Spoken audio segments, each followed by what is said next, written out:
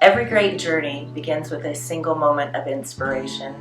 And for Beyond Uganda, that story started with a small team that went to Uganda in 2011. And while there working in a village in eastern Uganda, there was a girl about 13 years old that followed the team around and just shared that she wanted shoes and she wanted school. And for us, we didn't really know what that meant, but this girl didn't ask for gifts, she didn't ask for money, she simply asked for school, for an opportunity. So we later found out that that meant that she couldn't go to school because in Uganda, school requires school fees, tuition, a uniform, and a pair of shoes. And we were told that as a village child, she never owned a pair of shoes. She never would. Her parents never owned a pair of shoes. And so for her, the option was just not there for her. And instead, she would be married off at a young age or live a life of poverty that mimicked what she saw at home. So for another young girl that was on our team, she's about 16 years old, she went home with that mission in her heart and shared that story with others around her. And in the first month that she was home, she gathered 271 pairs of shoes with just the thought that she would change that one girl's life. But God did so much more than that. He took that small bit of obedience and passion and He grew it beyond shoes and beyond what we ever thought. But as we began to grow, the community around us rallied, began to give money and clothing and more shoes. And so a year later, in 2012, Beyond Uganda officially became a 501c3 ministry.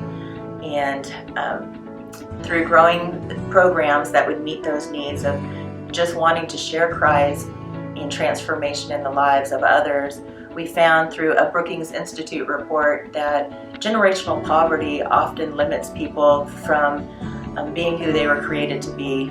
And it came down to 4 pillars. It was access to education, access to clean water and food, access to safe and affordable housing, and access to making a livable wage. And those are the things you need to thrive. What it found was 93% of the people that had all 4 of those things addressed in their lives could break generational poverty forever and change the future of them and generations to come after them. But if one of those was missing, it was an 86% chance that they would stay in generational poverty. And for us, we can't share the love of Christ if they had so many other barriers that were keeping them from realizing that. So we began to build our programs, not just centered around Jesus, but centered around these 4 pillars to alleviate those things. So the Clean Water campaign, we dig wells so that people not only have access to clean water, but women and children aren't walking as far to get that clean water, and so they can be in school or run their business. They're not spending money to keep alive and to keep healthy from waterborne illnesses, so that money can now be put back into school fees so even more children can go to school. We're building safe housing so that people aren't just homeless, but sometimes they're living in mud huts that are washed away with the rainy seasons that come. But now they're given dignity to have a home of their own, with a bathroom of their own, that they're not just going outside. So that's addressing that as well. The education through child sponsorship provides children the opportunity to go all the way through school and all the way through university.